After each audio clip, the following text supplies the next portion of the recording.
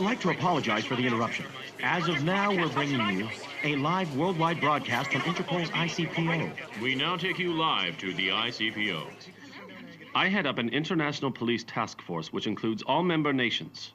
I am Lind L. Taylor, otherwise known as L. Hello everyone. With this, I'd like to welcome you to another piece of my videos or my messages. I thank you for watching and for giving me commentary on both of my new videos which I've made. And for the topic of this current video which I'm making now, we are going to discuss intelligence, what it is by definition, and how it's been affecting me, my experiences, and how I feel about this topic. Now, when I said how I feel, this is gonna tie into another thing that I'll say right now. As you can see on the screen right here, the definition of intelligence is the capacity to learn, understand, reason, problem solving, and adaptation to new situations by using already learned knowledge. I really do like this definition, and I think it applies because usually when you would ask someone what intelligence means, they would probably tell you something like academics. This guy is good at school, he's good at math, he's good at biology, he's good at this or that. And yeah, sure, by a stretch of the imagination, this could be the part of intelligence, and it is true. But while being true, it does not mean it is the whole truth. Sometimes there are parts of the puzzle which you need to know to be able to say the whole truth.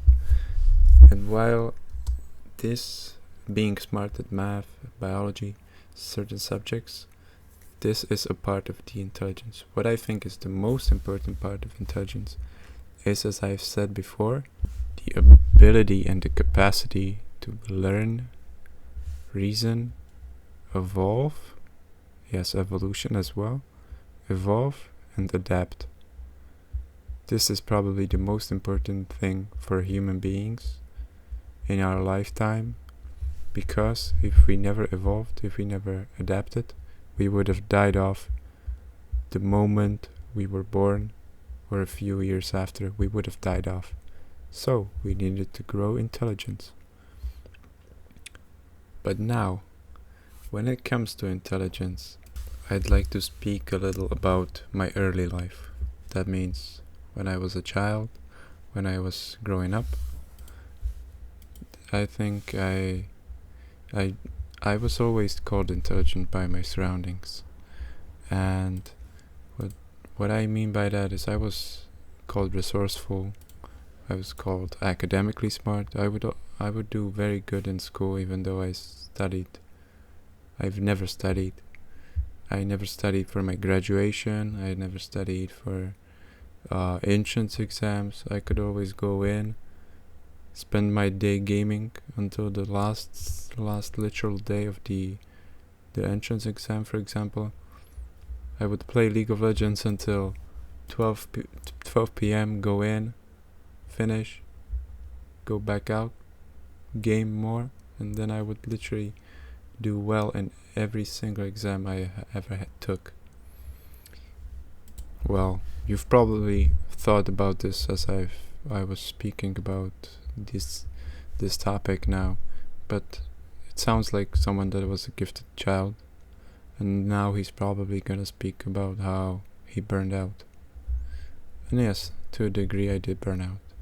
When I got a little older, went to high school, I still did well. Not as well as before, but I did well without studying. I've passed what I needed to pass, and I found a job after, a pretty decent job. It is one that I'm working still today, and it sometimes does give me joy, and it does earn me my living, my freedom. But not everybody ends up like this. Not everybody. Because of some of my early experiences, I've grown very I didn't like to socialize much. I overthinked everything, and I also felt different from others. And what's funny about that is I'm not even that smart, and I still felt so much different from the others. I cannot imagine how the people who have above 130 IQ feel daily. This must be hell for them. This must be torture. So I do feel pity and I feel sad for them, because when you're on such a different plane of imagination than the others around you, you cannot feel content. You cannot feel happy socializing. Well, to continue the topic, because I didn't socialize, and mostly because I didn't feel like I could hang out with the other people, because I feel like they could never understand me, that made me not able to socialize well. This in turn this basically was a cycle. I didn't like socializing. I felt different from the others, so I didn't like socializing, and it goes on and on and on. Thankfully, I broke out of that cycle thanks to gaming, which brought me upon some of the best friends in my life that I've ever had. It gave me so many experiences, and it did break me out of my shell. I've learned to socialize, I've learned how to talk to women, and I also got myself a partner sometime about last year. This has been a pretty eye-opening experience for me, and it has taught me a lot, emotionally. I mean, because I felt different, and because of my upbringing, I've always felt the need not to show my emotions to anyone.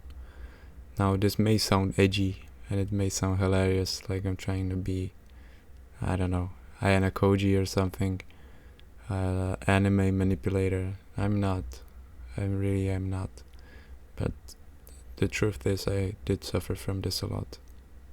Now, it had some advantages. Of course, nobody could take advantage of my emotions if I didn't show them.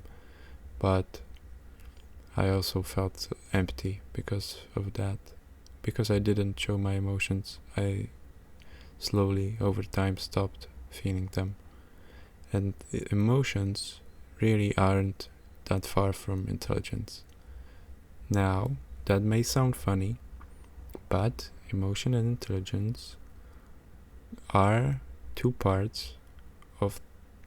Okay, let me phrase it like this. You have the human brain, of course, the left and the right hemisphere.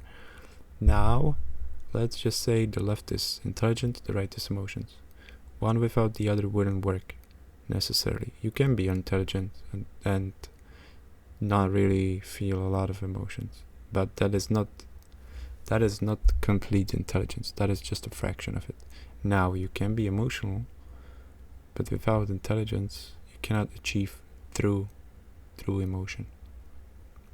While if you connect both of these hemispheres, you will reach a certain form of enlightenment, or nirvana, maybe, as they speak of it in Buddhism. Now, I don't want to go on a tangent about this, but I just thought I would speak of